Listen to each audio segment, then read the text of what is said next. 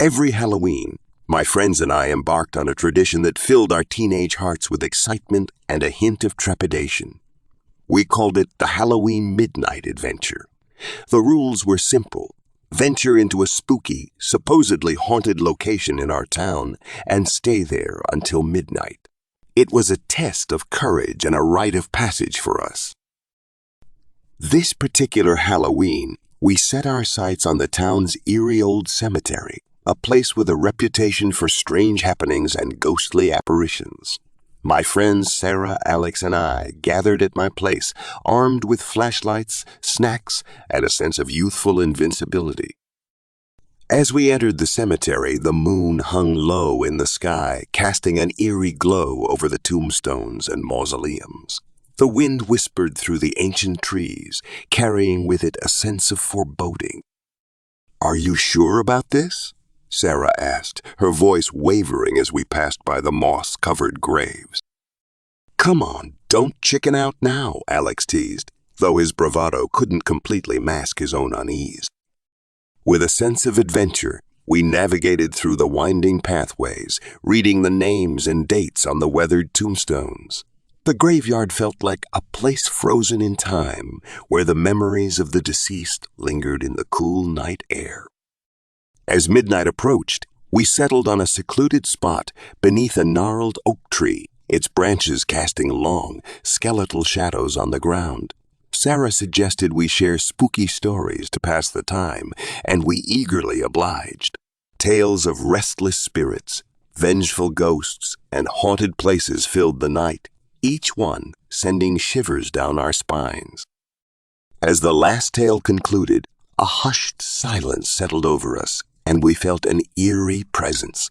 It was then that we heard it, a faint, mournful melody, like the strains of a violin, drifting through the cemetery. "Did you hear that?" I whispered, unable to contain my curiosity. They nodded, their eyes wide as we followed the haunting music. It led us deeper into the cemetery, where the source of the melody became apparent. Beneath the silvery moonlight, we discovered a solitary figure sitting on a weathered tombstone, her violin in hand.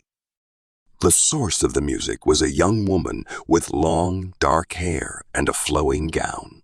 Her fingers danced gracefully across the violin strings, her music filled with sorrow and longing.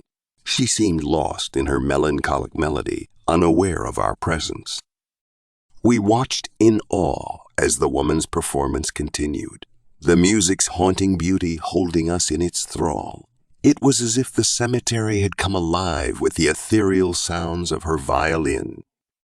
As the clock struck midnight, the woman's music reached its crescendo, the mournful notes filling the night air. At that moment, she slowly turned to face us, her eyes distant and empty.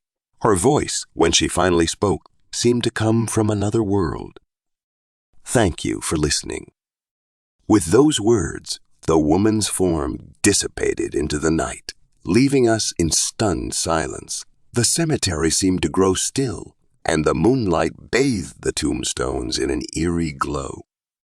We left the graveyard that Halloween night, our hearts heavy with the weight of the experience.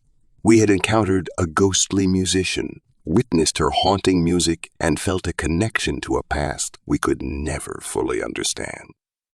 As the years passed, the memory of that Halloween night continued to haunt us, a reminder of the mysteries of the supernatural world. We never spoke of it again, but the ghostly woman's music remained etched in our minds. It wasn't until decades later that I uncovered the truth. I stumbled upon an old newspaper article while researching local history.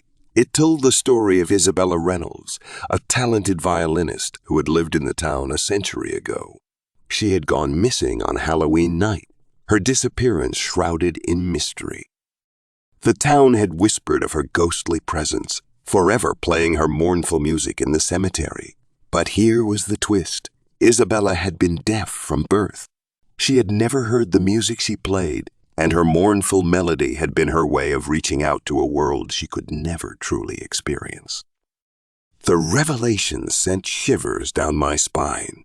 We had encountered the ghost of a deaf musician, a woman trapped in a world of soundless music, and our presence had given her the audience she had longed for. It was a Halloween twist that none of us could have anticipated, a reminder that the supernatural world was full of surprises, and that sometimes the most haunting experiences held unexpected layers of beauty and sadness. Don't forget to subscribe